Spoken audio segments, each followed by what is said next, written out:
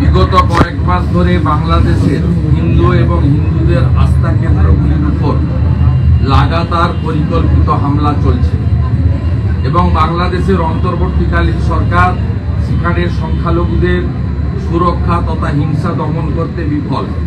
প্রতিদিন মিডিয়ায় হিন্দুদের উপর হামলা এবং হিন্দু মন্দিরে হামলার খবর দেখতে পাওয়া যায়।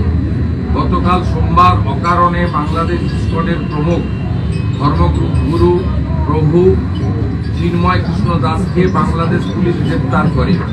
মিডিয়া রিপোর্ট অনুযায়ী প্রভু চিন্ময় কৃষ্ণ দাসকে 1 মাস আগের একটি ঘটনাকে কেন্দ্র করে দেশদ্রোহিতার মিথ্যা মামলায় কোনো ওয়ারেন্ট ছাড়াই ঢাকা বিমানবন্দর থেকে গ্রেপ্তার করা হয়।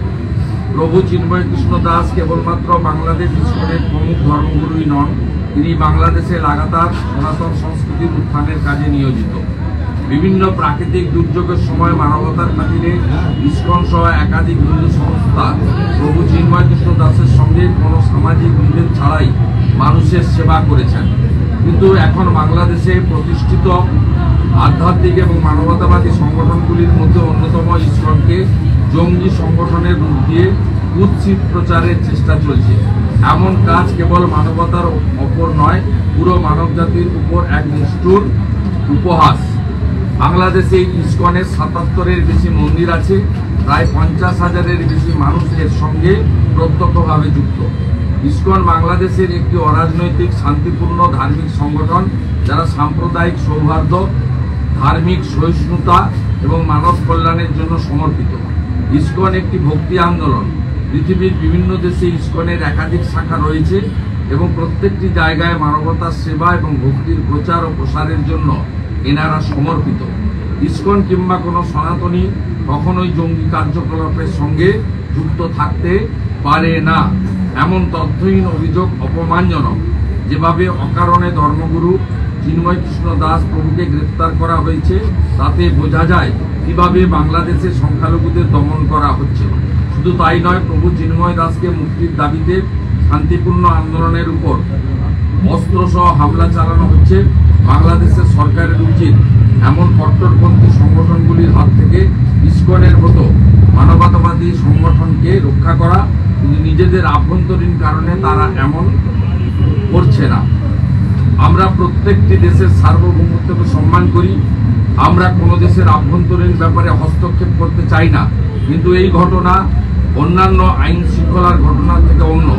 এটি একটি ভক্তি আন্দোলনকে জঙ্গি সংগঠন হিসেবে চিহ্নিত করার নির্মম প্রয়াস।